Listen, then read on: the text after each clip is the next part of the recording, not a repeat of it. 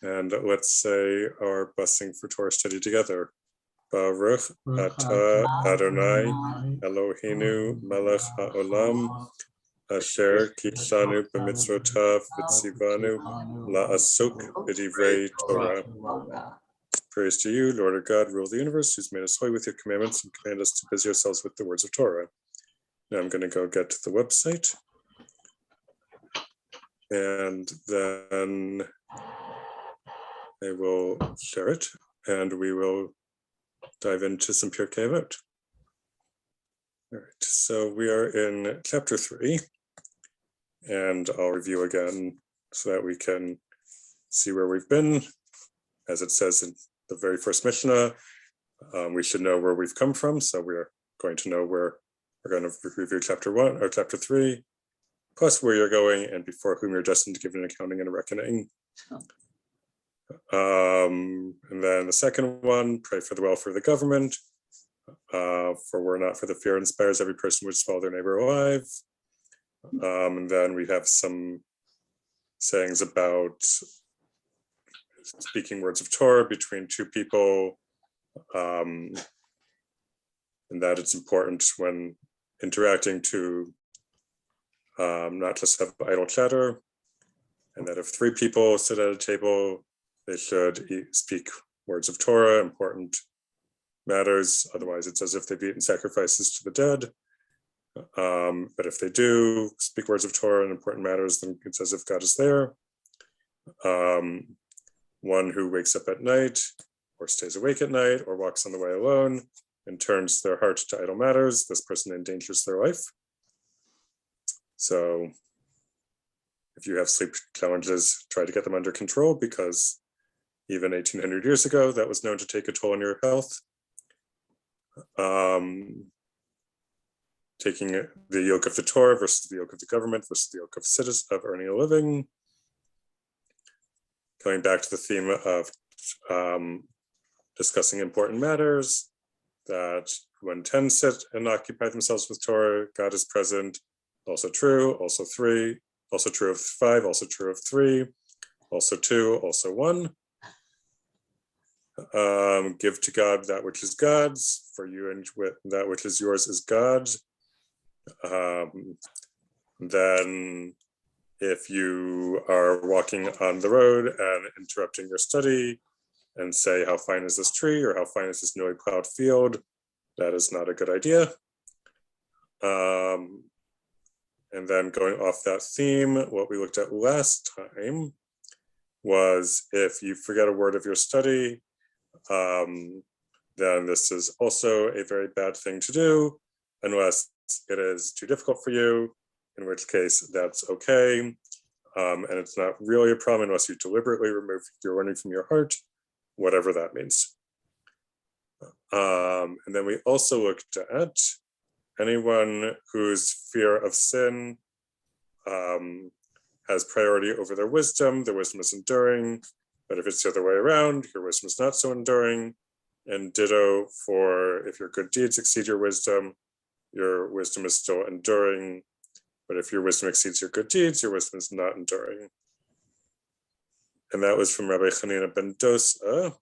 And so that brings us to our text for today, which is 3:10. Ellen Paris, would you kindly read this text? Sure. 3:10. He used to say, one with whom people are pleased, God is pleased. But anyone with whom people are displeased, God is displeased. Okay. Rabbi Dosa ben Harkina said, morning sleep, midday wine, children's talk, and sitting in the assemblies of the vulgar, all these ruin a person's life.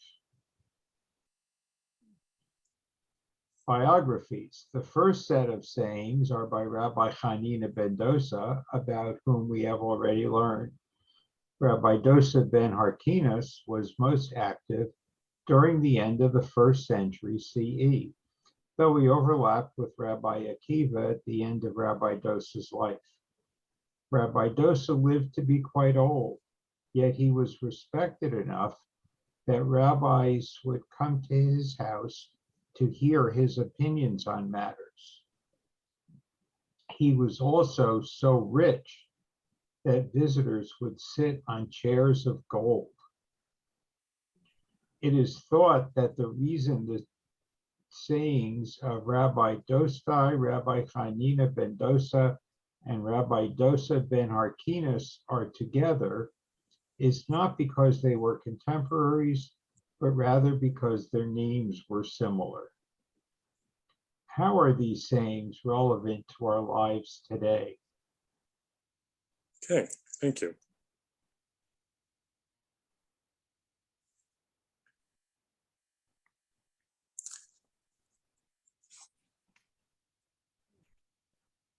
All right. I don't know. I'm still stuck on Rabbi Dosa ben Harkinas having gold chairs. Yeah, me too. And how that wealth may have affected his thinking. For the average person, being able to sleep a little in the morning, enjoy some midday wine, listening to their kids, even sitting, maybe not sitting in the assemblies of the vulgar, but why those would ruin a person's life, I don't know. But maybe if you're really wealthy and you've got everything, you can be judgmental of others. What I got off of it, and I suppose how it might be relevant to, I guess, general life today, is that Rav Dosa sees these things as distractions from things that you ought to be doing. Because morning sleep, another translation, I think the one in Siddur, Sim Shalom, says something along the lines of like sleeping in late is the implication of how it's worded. That obviously reduces the amount of time you have for Torah study or your work, whatever. Midday wine might make you drunk if you have too much. I'm not sure if that's the implication here. Children's talk and in general idleness. But this might be, I guess, a warning against a lack of priorities in your like active daily life, I guess, more than anything else, is what I at least got from it.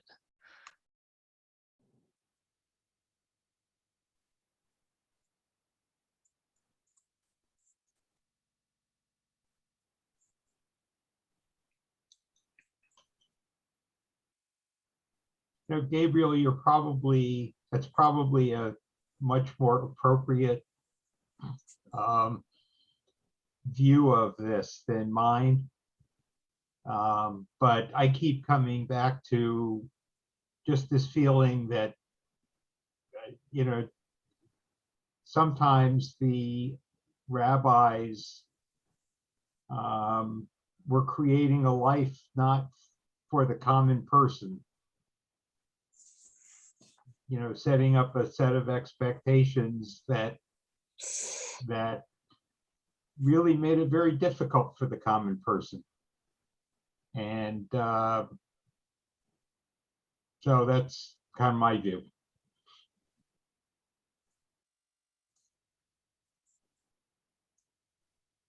Well, Regarding- it seems like the gold chairs, Alan, that you talked about, it seems like, why would he need those? It just seems ostentatious.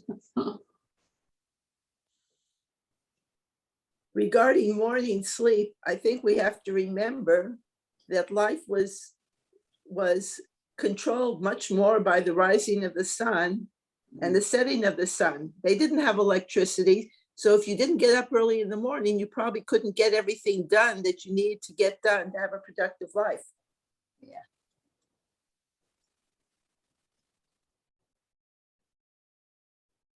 I think the first saying is an interesting one, which has me sort of ambivalent, because I agree, if to be respected by fellow human beings is important. But I don't know that our goal should always be to please everyone or others around us, if that means doing that which is wrong, or which is viewed somehow as by, as inappropriate. And there are too many points in history where too many people just followed, terrible other people, so they'd be pleased. Hitler being the obvious example.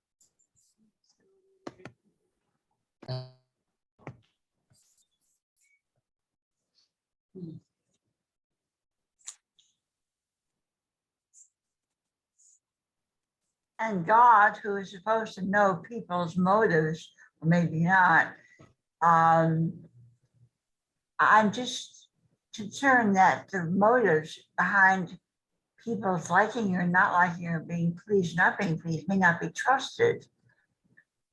And God ought to know those things, and make the differentiation between someone whose judgment is not to be trusted, and therefore the person should not be pleased or displeased.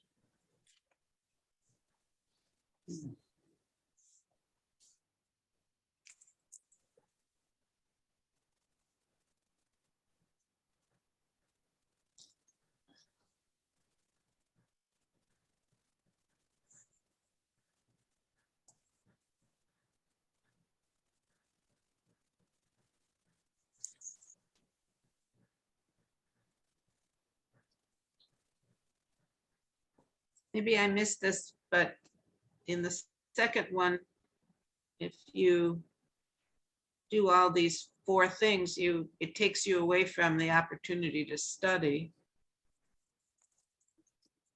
which is, I don't know if he had gold chairs, how much he cared about studying, but it seemed like,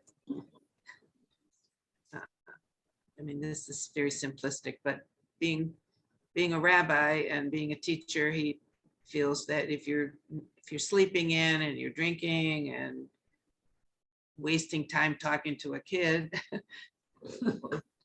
if you would think that would be, if that's what he observes, in terms of the children not having the depth of knowledge yet, because they haven't been able to be educated to the level of an adult. So if you talk with a child, you're not going to enhance perhaps your own intellectual pursuits. And certainly if you're with vulgar people, you'll be distracted from that. So maybe it has to do with pursuing study and pursuing study of Torah. And basically just don't waste time, because all those things to him sound like you're wasting time. Yeah.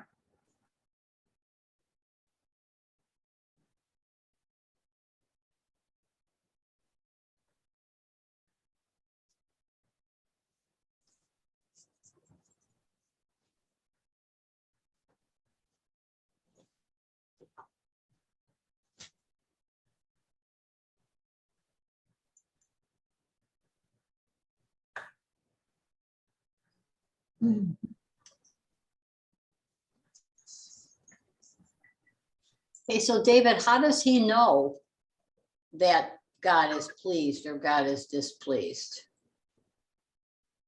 Ah, This chacham, how does he know that? that's a fair question. I'm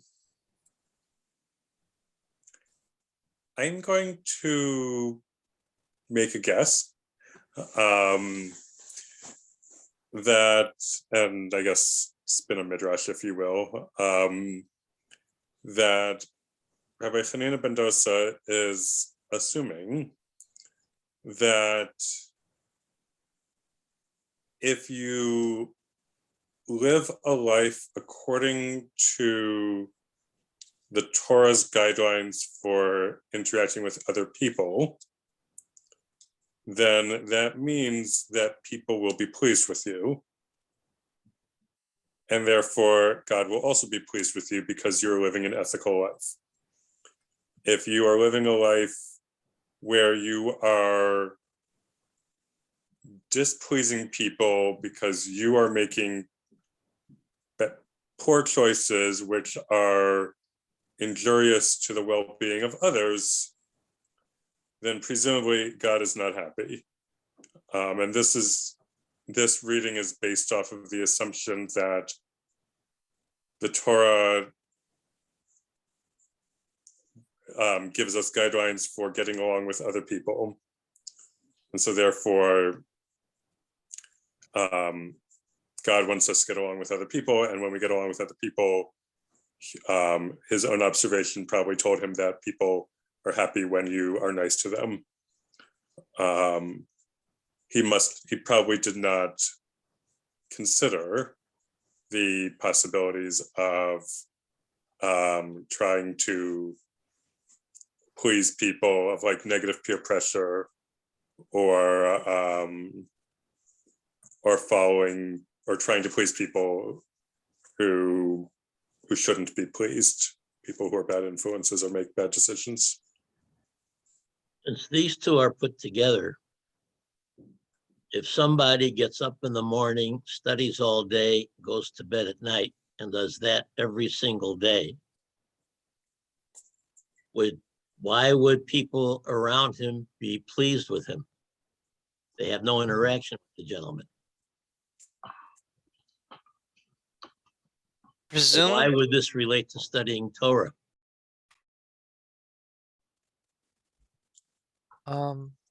Presumably, I would think that it would relate to previous discussions in Pirkei Avot talking about how studying leads to action. I don't necessarily think that the line implies studying all day necessarily, because you have time-bound mitzvahs and you have to fulfill those within, I guess, a set criteria, like a set window when it becomes like applicable. So like the daily prayers. So I don't think that maybe the implication is studying all day, but rather that if you are more aware, then you will apply it more, perhaps. That's just what I thought.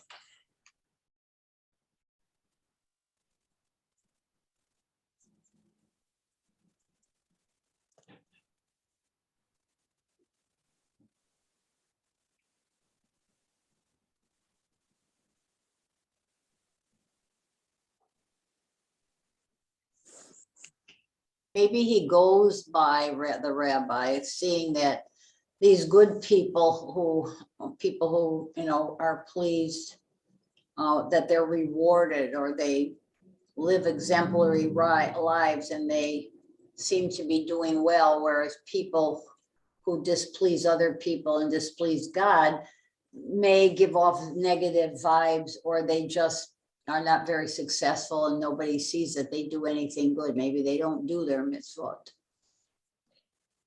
So there's some outward action that can be seen as a positive and a negative, or a negative.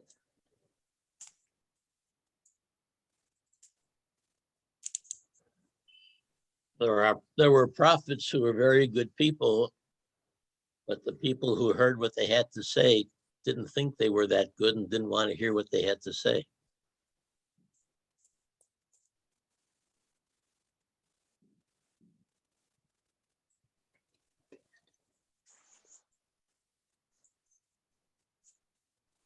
Maybe they weren't very good, Herb. Probably not.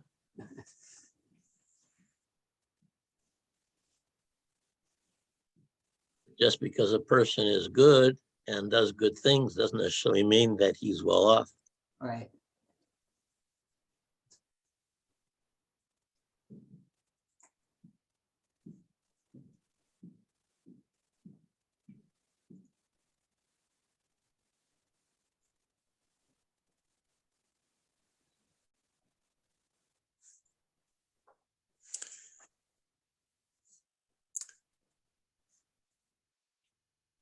All right, last thoughts on this mission before we move on?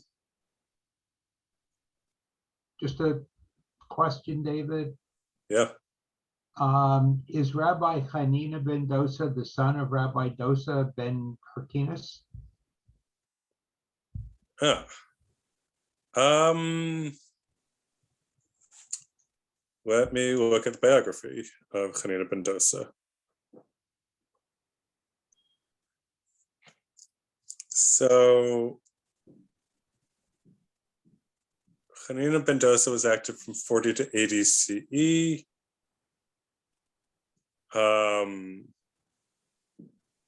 Before, during, and after, friend of Rabbi Yochanan ben Zakkai, and Dosa ben Hyrcanus was most active at the end of the 1st century CE.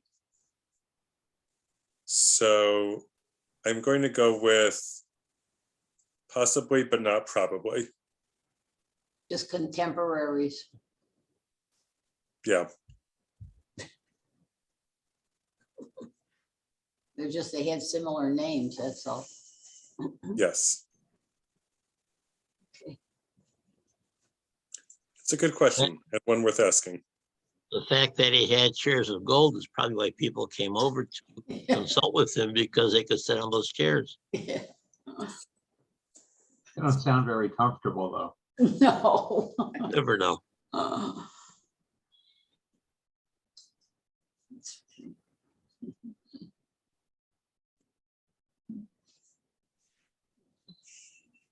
All right, moving on. Jesse, would you read Mishnah 11 from Rabbi Elazar of Modi'in? Rabbi Elazar of Modi'in said, "One who profanes sacred things, and one who despises the festivals, and one who shames a fellow human being publicly, and one who annuls the covenant of our father Abraham, may he rest in peace, and one who is contemptuous towards the Torah, even though they have, to their credit, knowledge of the Torah and good deeds, they have not a share in the world to come." And then the biography. Mm-hmm. Rabbi Elazar of Modi'in was a student of Rabbi Yochanan ben Zakkai and on the Sanhedrin in Yavne. He was considered such an expert on Agadah, non-legal parts of the Mishnah, that Rabban Gamliel II, would hold up discussions to make sure that Rabbi Elazar could explain things. Shabbat 55b. Rabbi Elazar was also one of the key figures keeping things going in Bar Kokhba's last fortress of Beitar. A Samaritan, one of the enemies of the Jews, knew this and offered to the Romans to get rid of Rabbi Elazar. He went to Rabbi Elazar while he was praying and pretended to whisper in his ear. People knew that Rabbi Elazar's teacher, Rabbi Yochanan ben Zakkai, had negotiated with the Romans, so they told Bar Kokhba that Rabbi Elazar was sending messages to the Romans. Bar Kokhba sent for the Samaritan and asked what he had told Rabbi Elazar. The Samaritan said, "I won't reveal the Roman secrets." Bar Kokhba asked Rabbi Elazar what the Samaritan had whispered to him. Rabbi Elazar said that he didn't know because he was deeply focused on his prayer at the time. Whereupon Bar Kokhba killed him. Shortly thereafter, Beitar fell to the Romans in 135 CE. Echara 2:4. How are these sayings relevant to our lives today? Thank you.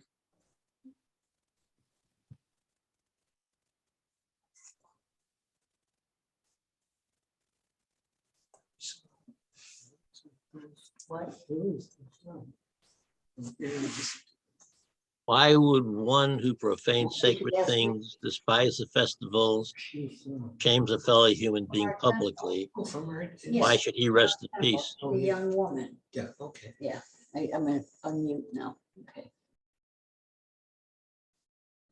I think they're referring to Abraham, comma, may he rest in peace. Not the way I read it, but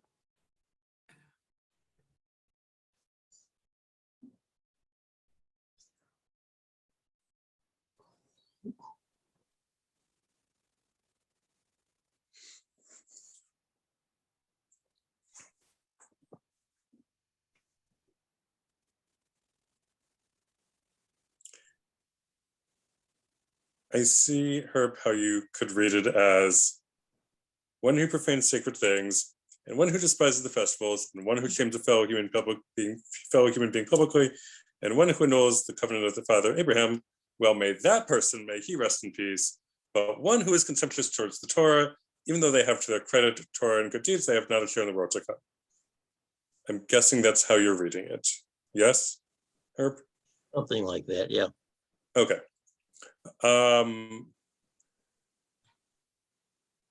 Looking at the Hebrew,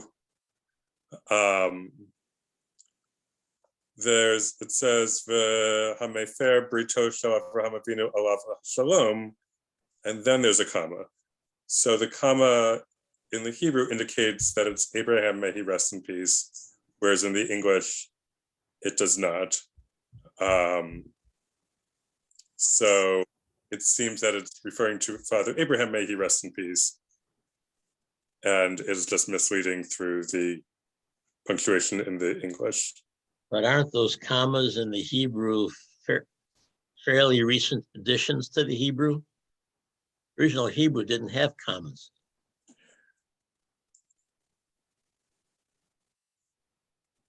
No, it didn't, but this was transmitted orally, and there would be pauses in the transmission.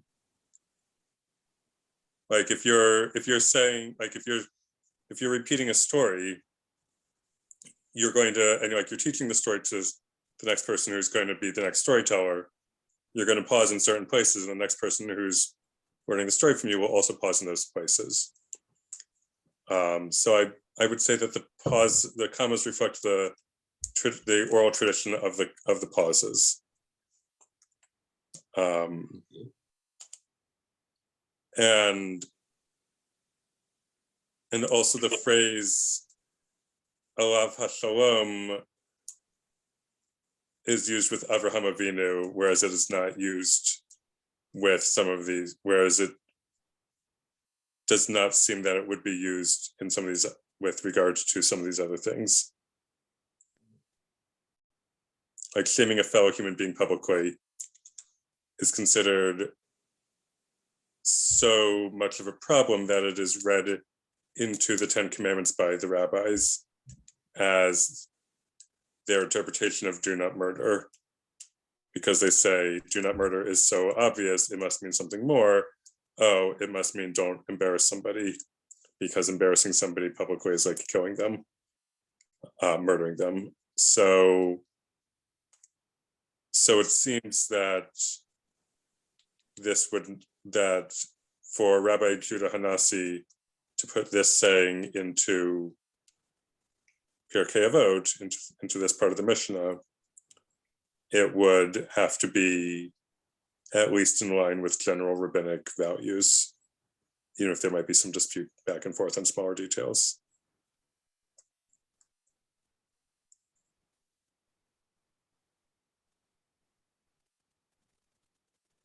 So may he rest in peace, and just a parenthetic phrase put in there, possibly in parentheses even.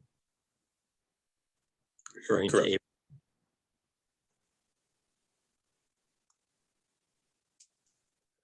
Right.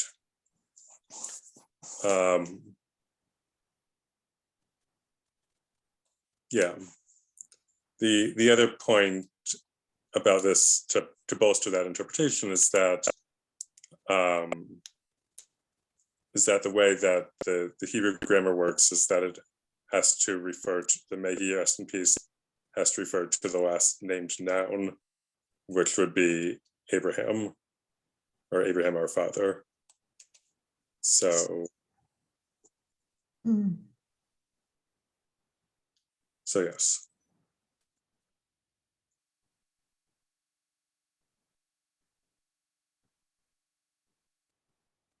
It's interesting that the rabbis think that the world to come is such a wonderful way to praise somebody.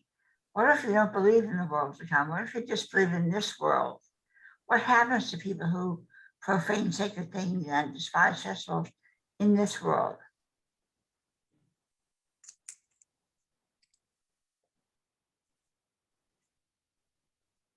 Presumably that's what this is talking about. I mean, sacred things and the festivals and shaming people publicly, and one who annuls the covenant of our father Abraham, which is either a reference to apostasy, or perhaps maybe because of the language, maybe a male who does a Jewish male who doesn't want to be circumcised, because I know similar language to covenant of our father Abraham I think is used in other places in the Talmud. Correct me if I'm wrong, David, to refer to circumcision. So perhaps, I suppose, in a sense, this is all referring to, I guess, things that, profaning things that are sacred in the material world to here and now, and that Rabbi Elazar is saying that the result of that is the lack of a share in the world to come. So it seems to be like a cause and effect relationship being described, maybe.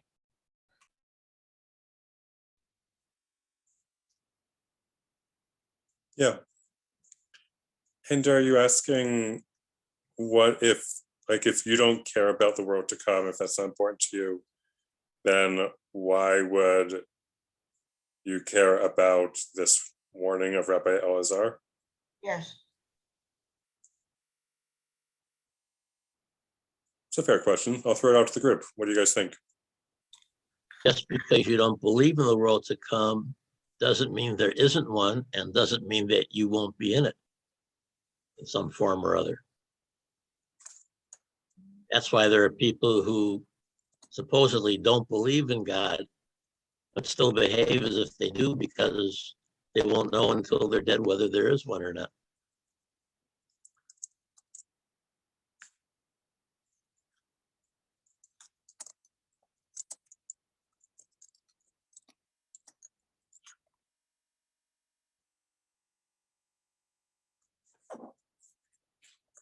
Hmm.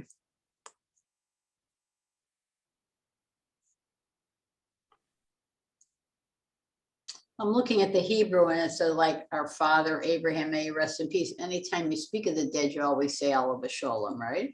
Right. Yeah.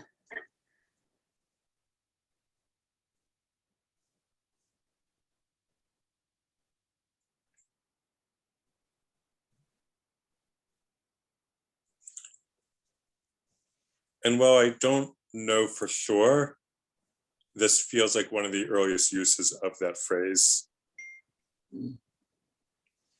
And given that Pirkei Avot has been continuously studied for the last 1800 years, in a way that other tractates of the Mishnah have not been as widely studied, it seems that this might be part of the story of that phrase and how it spread so widely. And it's respectful, right? Yes.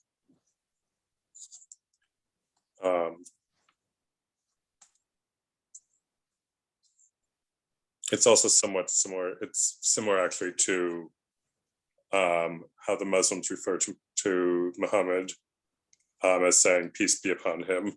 Ah, right.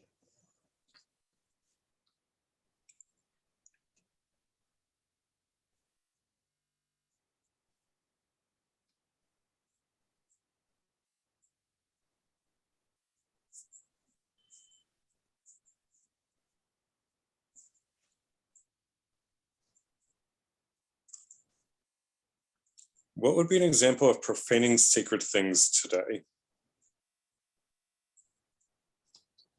Burning the Torah. The flag. Hmm. Burning the flag. Yeah. Knocking down statues. I mean, there's probably multitudes of these. Mm-hmm. Or in the past year, all of the synagogues that have been vandalized and the swastikas on the synagogues. Mm-hmm. But David, by Jewish tradition law, what would be viewed specifically as a sacred thing? I mean, I was interested, that if you drop bir yarmulke, that's not viewed necessarily as a sacred thing, whereas obviously dropping a book with God Adonai's name in it is a sacred thing. What does traditional Jewish rabbinic law suggest as sacred things? And just, I'm interested, Yeah. obviously, I disagree with my prior colleagues' comments on some of the things that are sacred, but. Sure. I think it would be, so on the one hand, I think you would get widespread agreement that that anything with God's name in it is sacred. You would also find widespread agreement, and I'm basing this off of some Talmudic things and then writings from Maimonides, that anything used for a ritual purpose, keep us being in a gray zone, acquires some element of sanctity to it, which affects its status of what can you do with it after you are done with it. So for instance, a long piece of metal is not considered sacred, but when you choose to use that long piece of metal as a Torah yad to follow along in the Torah, then it acquires some sanctity. And then that affects what you can do with it afterwards. All that being said, Salman Schechter, who was first well known as the, not the discoverer, but the one who did a lot of research in the Cairo Geniza in the late 1800s. And then he was brought over from England to run the new Jewish Theological Seminary in New York in the early 1900s. He is reported to have said, to be a successful rabbi in America, you must be able to talk baseball. And so I think that if you asked him or any of the 20th century rabbis outside of the ultra-Orthodox world, but including the modern Orthodox world, they would say that there are things that Jews as Americans or other participants in the modern life of the countries would consider to be sacred, even if they're not Jewishly sacred. And if you profane those sacred things, then that also will have negative ramifications for you. Is an individual human life considered to be a sacred thing?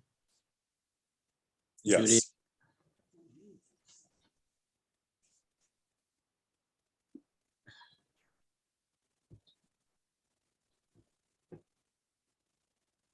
Which may connect to who shames a fellow human being publicly. Mhm.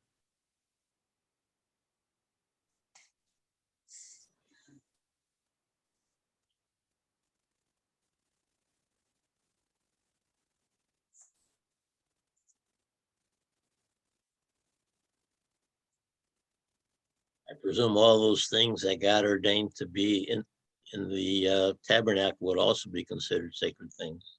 Yes.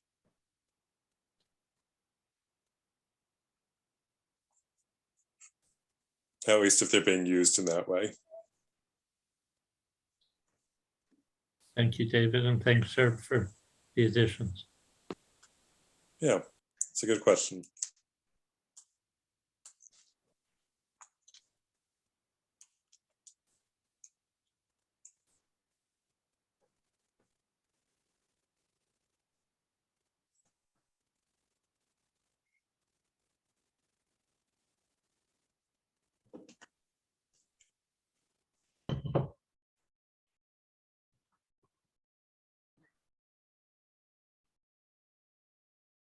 Why the festivals? Why, if you despise the festivals, that outweighs your knowledge of the Torah?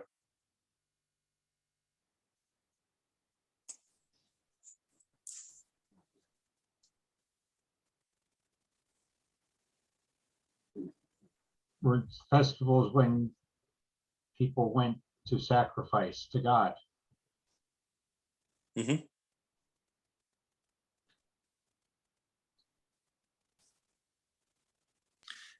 So Alan, it's really, to build on what you said, it's an expansion of the communal experience of the religious experience of the Jewish community, that those become so integral to, that you're being contemptuous of. Is that sort of an correct expansion? Alan? Well, I was thinking of it, if someone despises the festivals, and that's the time when you would make a sacrifice, you're basically disrespecting God.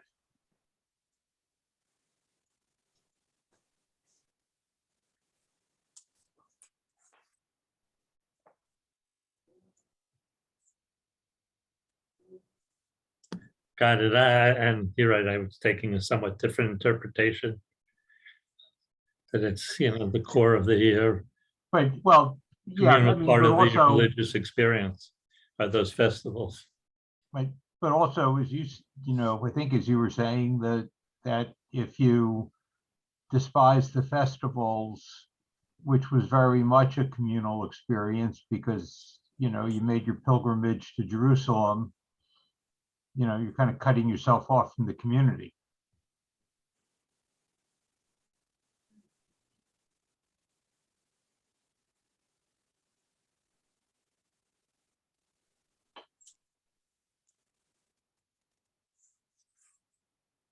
Which brings us back to the chapter, to something else from Pirkei Avot, from what Hillel said in chapter 1 about al tifros min hatzibor, don't cut yourself off or don't separate from the community.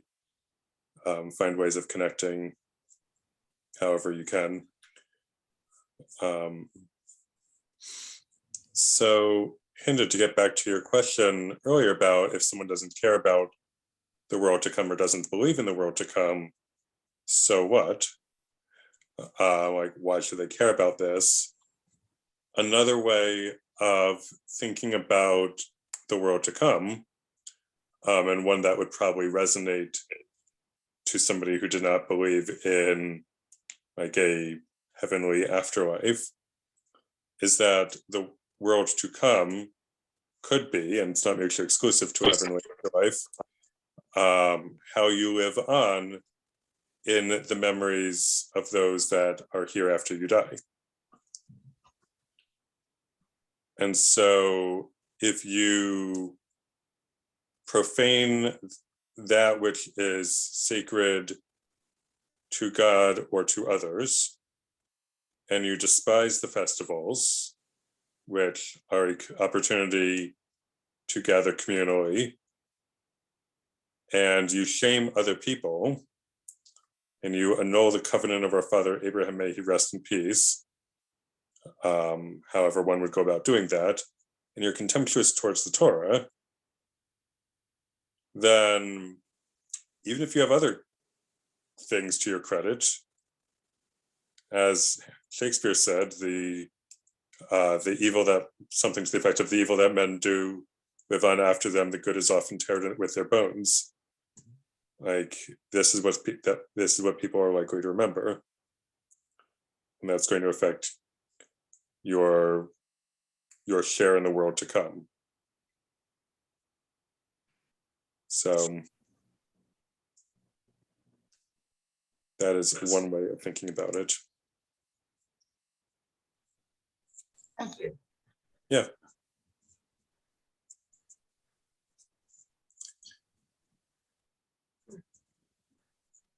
Other thoughts about this text? David. Barry. So a recurring theme in Pirkei Avot is many of the things that become a slippery slope. And I think that's, these are other examples here, where even though you may know a lot about Torah and you've done some good deeds, but all these other terrible behaviors are a slippery slope, and chances are you're just going to continue to slip from that point on down a direction where there's no return. And I think this is the warning of many of the advice points that are made in Pirkei Avot. They're trying to direct people to not go in the wrong direction, where they, they're so far gone that they'll have no way of coming back to the community and leading a good, fulfilling life. Just some of my own thoughts on this. Yeah.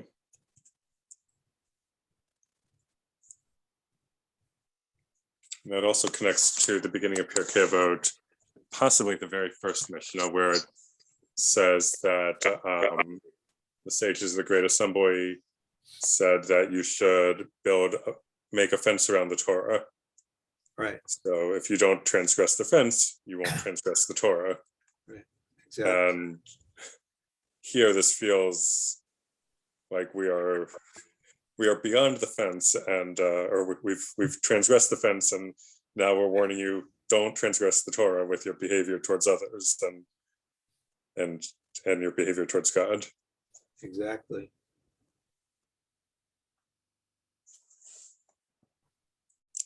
Okay.